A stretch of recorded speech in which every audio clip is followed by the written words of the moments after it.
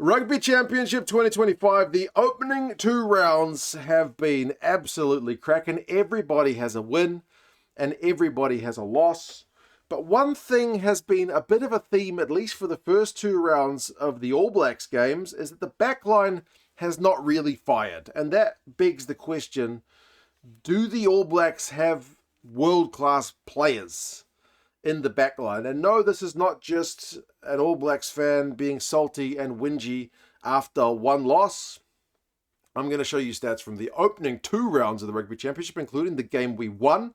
To be honest, I think the biggest difference in game 2 was the fact that the Pumas forwards fronted up. They were bullied in game 1.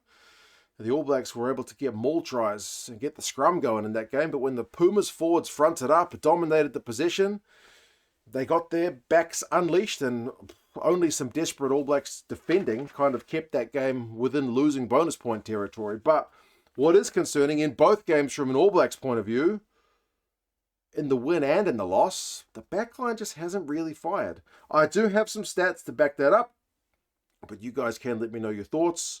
Clean breaks is one that I've mentioned a few times. It is generally a key marker on how well your backline is doing, because the vast majority of clean breaks come from backs. Look at all these guys. Of the top opening 2 rounds of the Rugby Championship, these are your clean breaks leaders. What do they all have in common? They are all backline players. What do they also have in common? None of these guys are All Blacks players. This is one indicator to me that after 2 rounds of the Rugby Championship, and not just limited to the Rugby Championship, but All Blacks backline perhaps not firing as it could. Another stat that you might expect to see a whole bunch of your backline players excelling in is your run meters. You get your ball out to your wings, you get your ball to a fullback in some space, smash through the run meters. Look at all these guys. What do they have in common? They're all backline players. There is one New Zealand player on the list. He's the only forward on the list. The All Blacks forwards, I feel like, are doing pretty good. As I said, they met their match at the weekend against the Pumas. They more than met their match. The Pumas bossed that game. But the Pumas bossing the forwards doesn't also take away totally from the All Blacks backs just still not firing. I'm old enough to remember seeing the All Blacks at times struggle up front, but still you can see some magic from the backs. It's harder, definitely. You know, the old adage about the forwards deciding the victory or loss in a game and the scoreline being decided by the backs, you feel like that rings true, but still, the stats show a lack of punch from the All Blacks backline players after 2 rounds of the Rugby Championship, and as I said, going back further into Razor's time with the ABs, and maybe even further than that into some of Fozzie's time as well. But what does this squad look like? How does it compare? If we look at these names, Ratsama, Roygaard, Hotham, these are our 3 halfbacks that were initially named in the squad. Finlay Christie is there as well. Are any of these guys like world-class halfbacks? The closest is probably Roygaard. He is potentially going to be a world-class guy. He's only played 12 caps going into this Rugby Championship. He's 24 years old.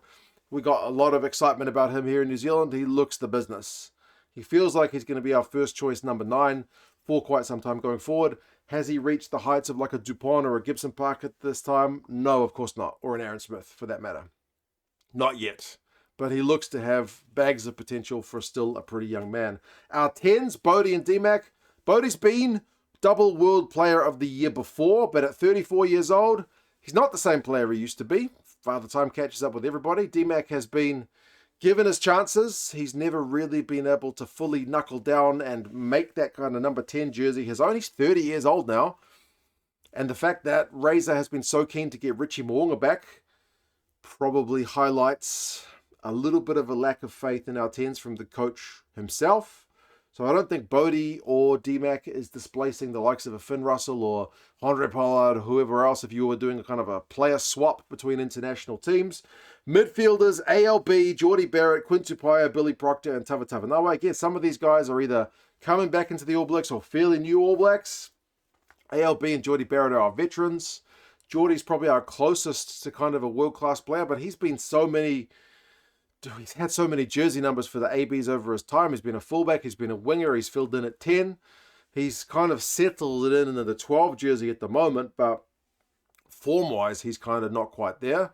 you do feel like he's a really big dude, but doesn't have maybe the same punch on the ball carry the likes of a Laumape or whatever used to have, but that's not his game necessarily. He does have a pretty good all-round skill set, but he needs to step up in terms of getting that All Blacks backline to flow for sure. And then the outside backs, Rieko Ioane, Clark, Reese, Narawa, Jordan, and Love. Jordan is our closest bet to getting a guy into like a World 15 for sure.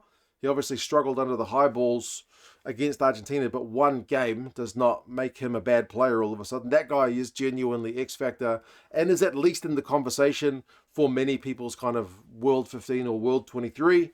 You could argue he should be on the wing instead of at fullback for the ABs, but he is certainly one of the first names off the team sheet for the All Blacks. But again, if you look at it, kind of some of the best wingers in the world, or just like wing duos generally, like how many teams are swapping their wing duos for the most recent All Blacks duo of Rieko Ioane and Sevu Reece? Like if you're Scotland, are you trading Duhan van der Merwe and Darcy Graham for our two guys? Probably not. If you're Ireland, are you trading James Lowe and Mac Hansen, Cheslin Colby and Aronsa for the Box, Freeman and like Slightholm for England?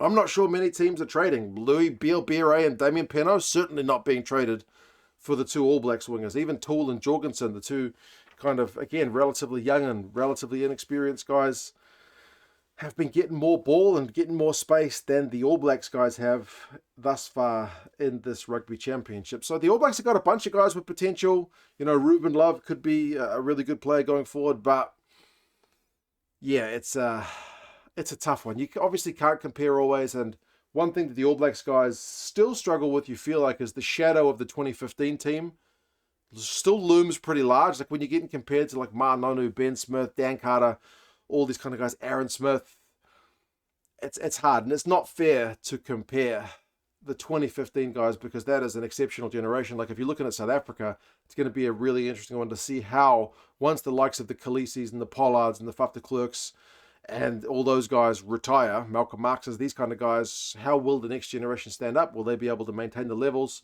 of the 2019 and 2023 squads?